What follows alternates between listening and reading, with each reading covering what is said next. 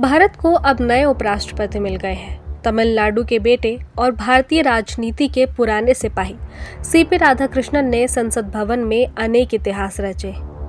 17 साल की उम्र में जनसंघ से राजनीति पारी की शुरुआत करने वाले राधाकृष्णन अब देश के उपराष्ट्रपति चुन लिए गए हैं।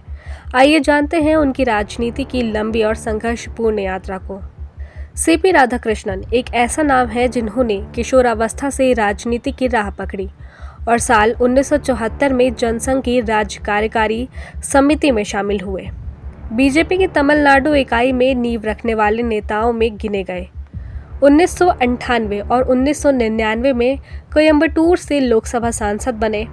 कपड़ा समिति और वित्त से जुड़ी सांसदीय समितियों में अहम योगदान भी दिया। वहीं संयुक्त राष्ट्र महासभा में भारत का प्रतिनिधित्व किया और ताइवान प्रतिनिधि मंडल का हिस्सा भी रहे। 2004 से 2007 तक तमिलनाडु बीजेपी के अध्यक्ष रहे।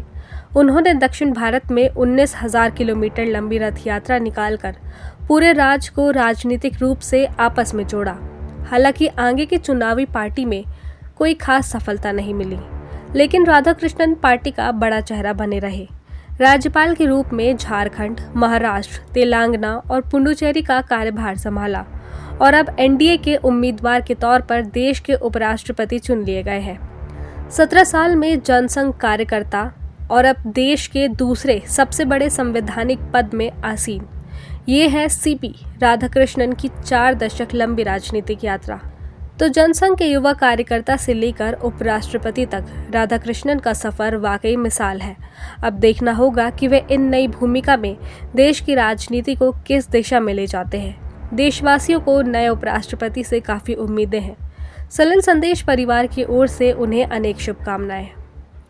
The election is taking place. It is going to be a big victory for the Indian nationalism. We all are one. We will be one. India, we want to be the Viksit Bharat, and all the victory will lead towards that. Thank you.